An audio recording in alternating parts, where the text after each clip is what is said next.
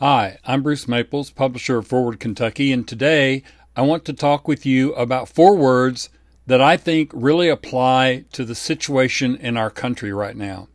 But first, let me remind you that if you like this video, please indicate so by clicking the like button. And if you would like to see more videos from Forward Kentucky, please click the subscribe button so you can get notified whenever we do new videos. With that, let's get to the topic of the day.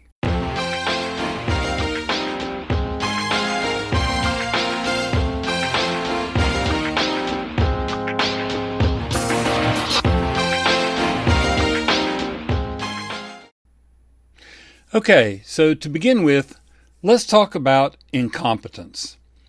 All of us are incompetent at something. I'm really bad at gardening. Fortunately, my wife is very good at it. I'm really good at math. She's not very good at math. And so we all have these areas of our lives where we're incompetent. But it's a different problem if you put somebody in charge of something and they're incompetent in the job they were assigned. We've seen that recently in Louisville with a certain basketball coach who apparently was not a very good coach, had never been a head coach, and as a result, he was shown to be incompetent. We all have seen incompetent leaders. We've all perhaps worked with incompetent leaders. And what do you get when you have incompetence and power? If you give somebody who is incompetent in their job power, you get the destruction of the job that they were given. So let's look at some examples. The leading one probably is RFK Jr., who is head of Health and Human Services. Here's a man in charge of the nation's health who doesn't believe in vaccinations. That's going to be a problem. But there are other examples. How about Pete Hegseth, who is now the Secretary of Defense? What background does he have for that? Well, he served in the Army National Guard, and he was a Fox talking head. And now he is in charge of all our military. I'm not sure that he's competent for that job.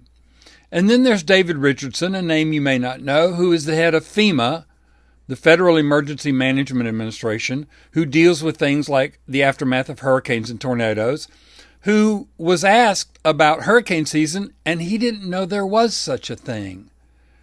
Here are 3 people who are incompetent to do the job that they've been asked to do in our government, and what are we going to get? We're going to get destruction of their various entities and of the work that they're called to do. But there's another word. Let's talk about mean. Let's talk about meanness. If you give people who are mean power, then what do you get? You get destruction of everybody else. You get destruction of lives around the country. You get destruction of things that they are using their meanness and their power to do. So there's a couple of examples of that in the current Trump administration.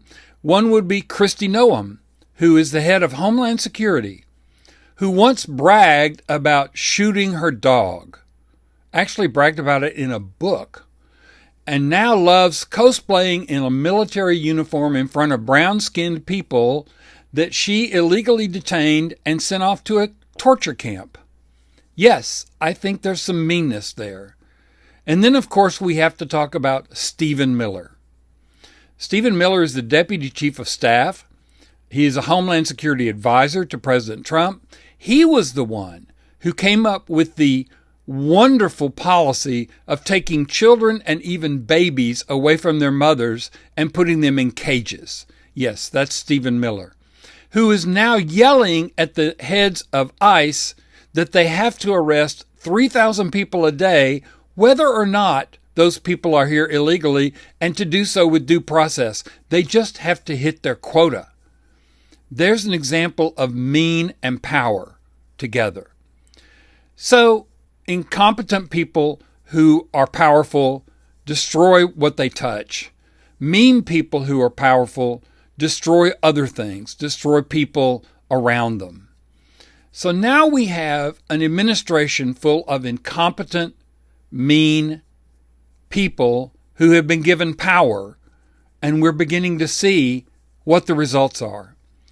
But we have to talk about another person, and that is President Donald Trump. He is incompetent.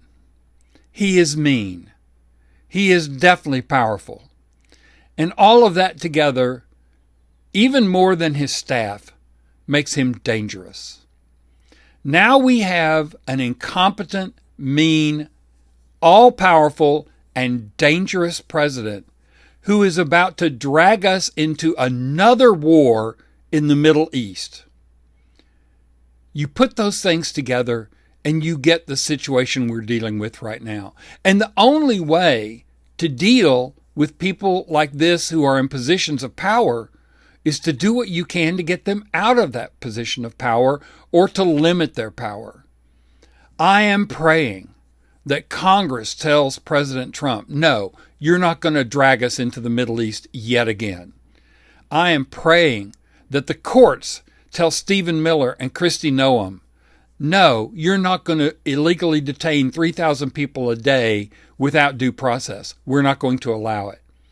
And I am hopeful that the agencies that these incompetent people are leading will find the wherewithal, the resilience to deal with their incompetence and to do the best they can to keep doing their job.